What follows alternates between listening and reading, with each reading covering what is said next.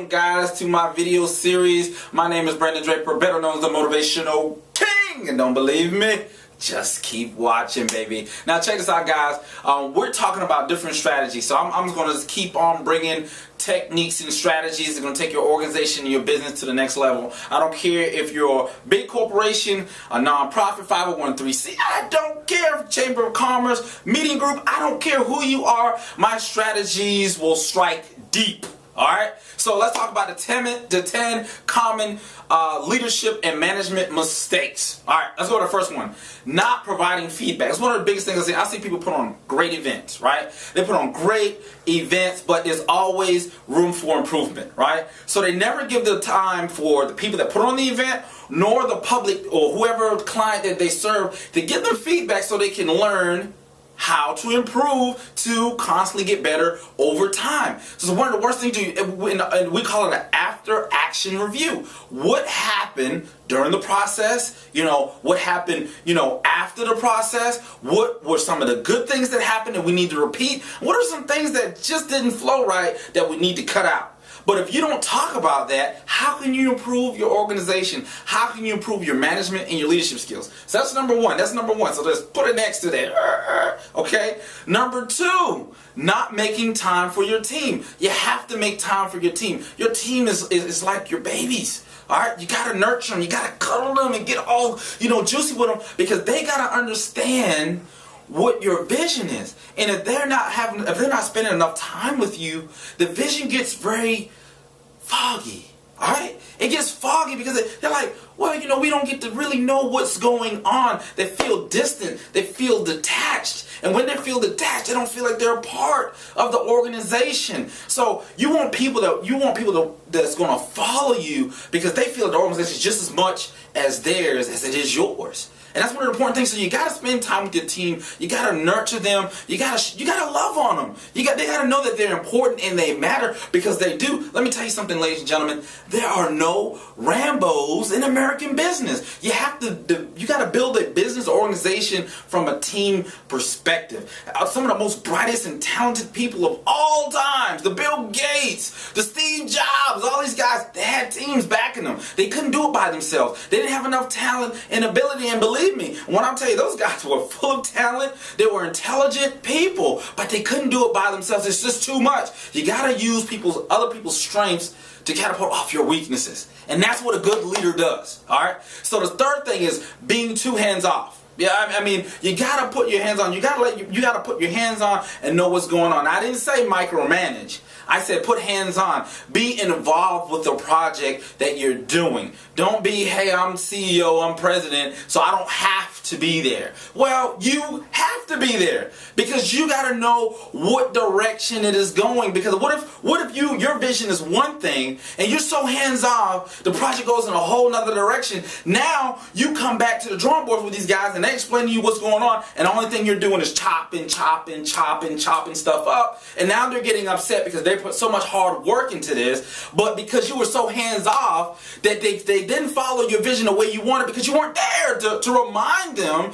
what was going on, right? So what happens then? So now people say, I put all this hard work in, and this joker comes in this meeting and he chops this stuff up. Why wasn't he here to tell us that was going on? I hate his guts. You know what? I'm gonna put my resume in somewhere else. Now you lost some good talent on the team because you were too hands off. You were with the hand behind your back, feet kicked back, they're going to get it done. That doesn't work.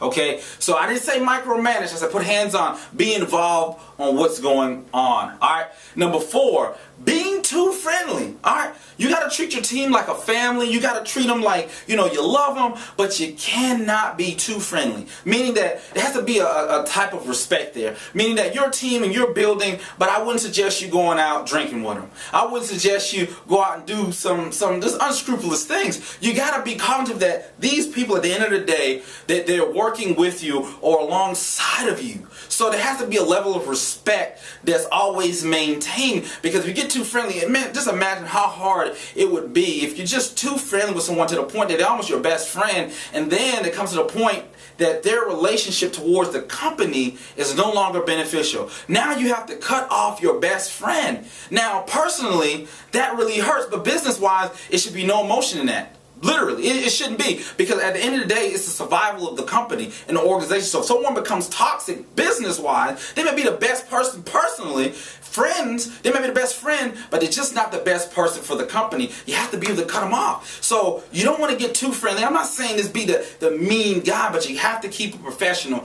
at all times. You got to protect your organization at all times. Now, the fifth thing is failing to define goals. Alright, if you do not set any goals, which means aka expectations, what are your expectations? Whatever project you're working on, you have to set expectations. If you don't, then people's gonna run wild with different ideas and theories, and what that does is set your project, it sets your organization back, because now you got to go back and clean up stuff that, because you didn't set goals up. You were too hands off. Once again, you were too hands off. You didn't set up goals and expectations of people. So then when you start revisiting the project, you don't like things, you start cutting things out. What happens? It sets the project behind. It sets the company behind, because now we have to readdress things that should have been addressed in the beginning. Alright? So you got to define the goals, and you got to be hands-on. Those things that you cannot do, not do as a leader. You got to be involved. Alright, number 6, misunderstanding motivation. Alright, what does that mean like that? Meaning having false motivation. Alright, people have to be motivated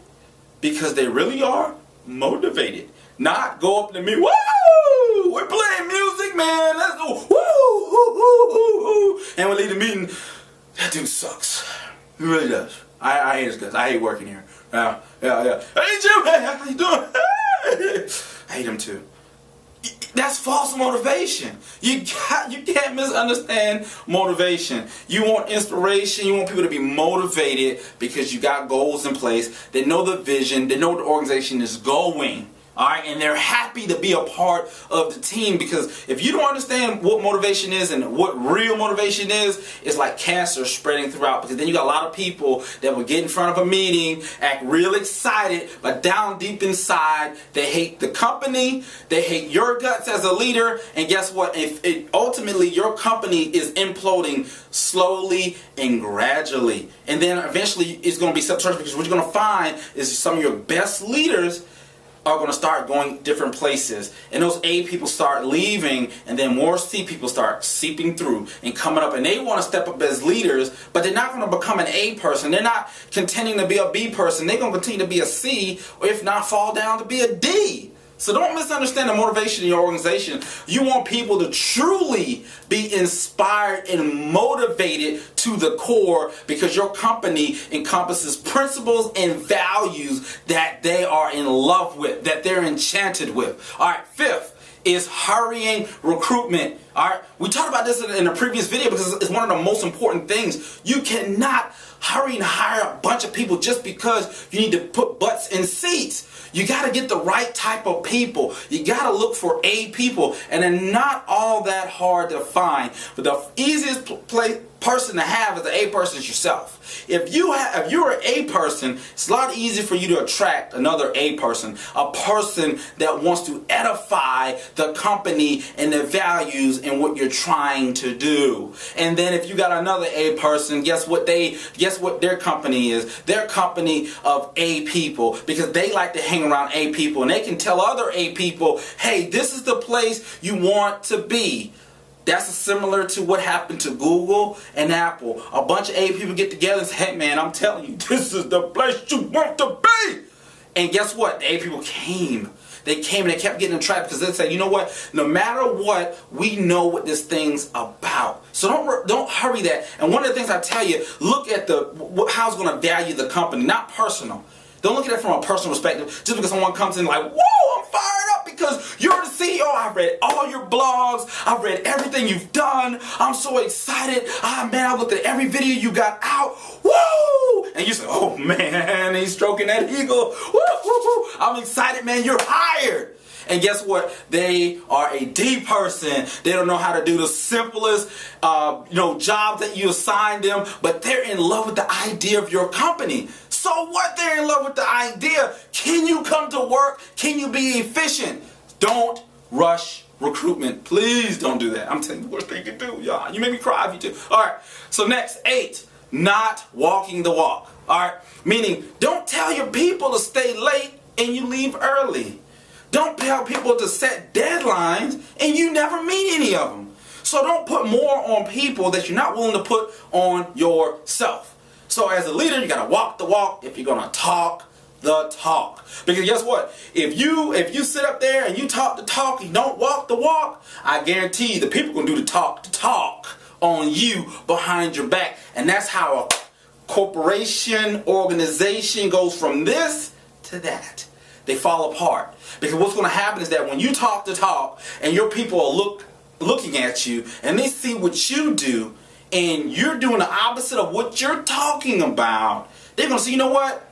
Jim's a hypocrite.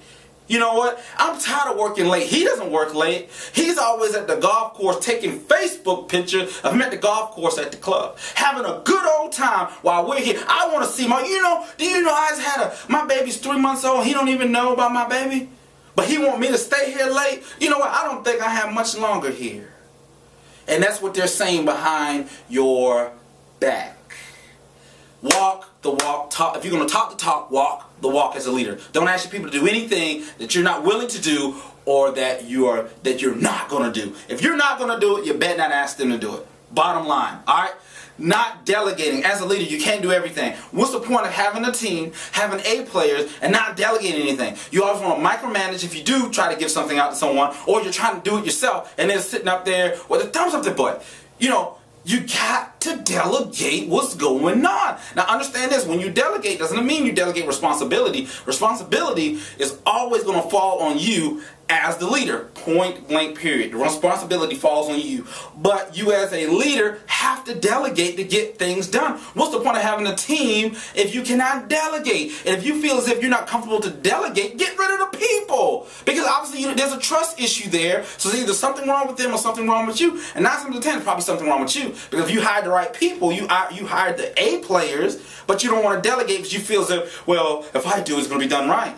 Oh, that's crazy talk. If you feel that way, then why hire the people? Use the people to your best advantages, because they're going to come up with ideas and strategies that you may never come up with. More efficient ways on how to get it accomplished. You must delegate. All right. Number 10. Number one thing that I've seen so many companies fail at on people that's walking out on them is they misunderstand their role as a leader. This one right here gets me, because I see so many companies, so many people started these great companies. I mean, they're making money, and what they do, they misunderstand their role. I've seen CEOs calling people in the mailroom, telling that something's wrong, or calling a direct person when they have 2 or 3 different supervisors and managers in place.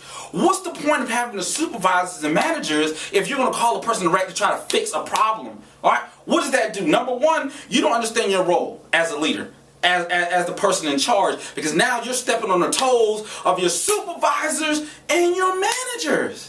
Come on. When you do that, you cut people in half. And what that does is say, well, you know, I'm not a value here. People want to know that they're valued. Okay? People want to know that they're respected and their role means something. So you coming all the way from the top to the bottom to tell their people what to do, they take offense to it. Let me tell you something. In the military, people take offense to that. You know, I'm in charge of this. This is what I do. I'm good at what I do. I'm technically, you know, proficient at it. I know what I'm doing. What makes you think you have the right to come down? You have to know your role. That's why you delegate stuff. That's why you got managers, supervisors in place. You have to know your role. At the end of the day, as long as you setting those goals, right? You set up your expectations and your intent, your mission is clear of what you want to happen, and if something falls through the crack, you get with the manager or the leader and you have them to correct the deficiency. You don't go from the top all the way digging into your people's business, because they're going to start talking and they're going to get upset, and that's when people start leaving. And you don't want your people to start leaving and going to your competition and making more money. And then you're out of business because they're taking all your ideas and strategy. Like, wow, what if I thought about that? Well, you had it right there. You had those people right there, right under your nose, but because you want to sniff from the top and come all the way down and get this stuff, you push those people away. You want to attract what you want, and you want to repel what you don't. And one of the things you want to repel is not knowing you have to know your role as a leader, as the person, as the visionary that you are in your business. Hey, this is the Motivational King. Don't believe me? Just keep watching, and I'll see you on the other side.